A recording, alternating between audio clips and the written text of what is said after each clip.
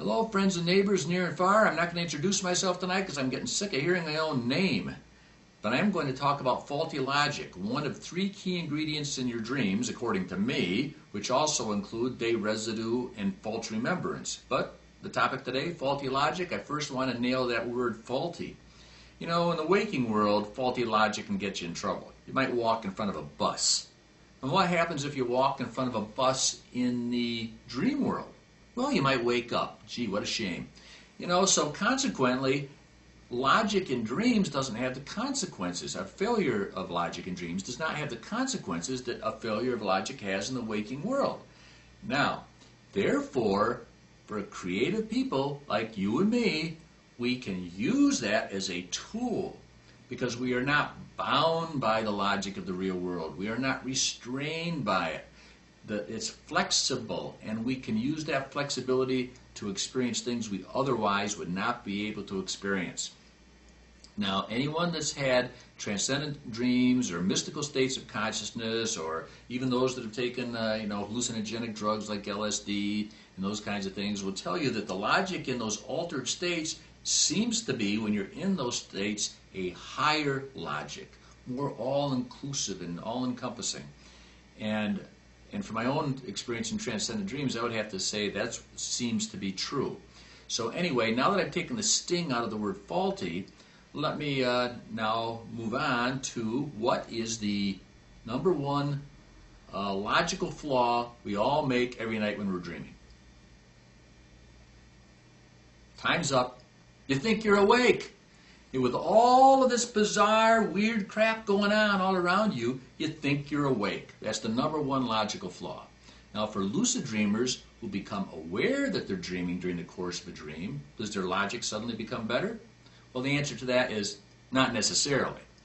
And I'm going to give you a couple of examples. Now, there are degrees of lucidity, but I can't go into that tonight. It's another subject entirely. There are really all kinds of degrees of lucidity, and it's a fascinating phenomenon in and of itself. But to give you some examples of faulty logic, when I was completely lucid, my daughter Hillary, about 10 years ago, she was in her upper teens, hadn't had a lucid dream yet, so I was, kind of like, trying to get her, interested in this and, get her to have one. And then one night she suddenly appeared in one of my lucid dreams. Well, what a perfect opportunity to teach her lucid dreaming, right? So I taught her how to walk through a plate glass window, then I took her outside and we went flying together. And of course I pointed everything out, and I was really jazzed during the dream. Of course, when I woke up, and I'm sure you see where this is going, I knew that if I picked up the phone and I called Hillary and said, "Hey Hillary, what do you think about that lucid dream you were just in?" she would think I was drinking again. Now, I also want to point out that in that dream, we walked through a plate glass window, then I took her outside to start flying. Another logical flaw. Why take her outside? You can fly through the ceiling, you can fly through the wall.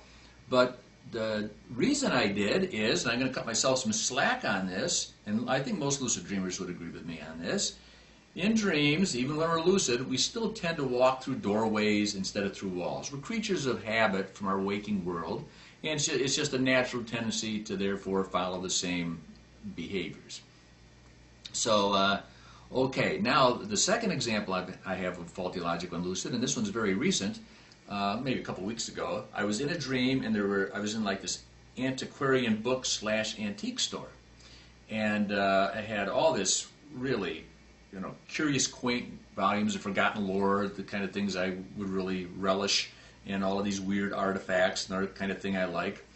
Although, in this American consumer society where we have to have more and more stuff, and I have to gratefully say I'm getting a little bit past that, thankfully. I'm liquidating. Less is more. That's getting off the subject.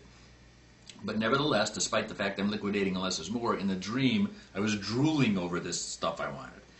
So it's hard to break habits, as I just discussed a minute ago.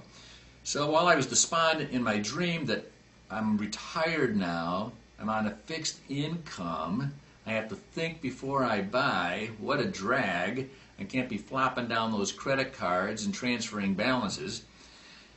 So anyway, then I suddenly became lucid.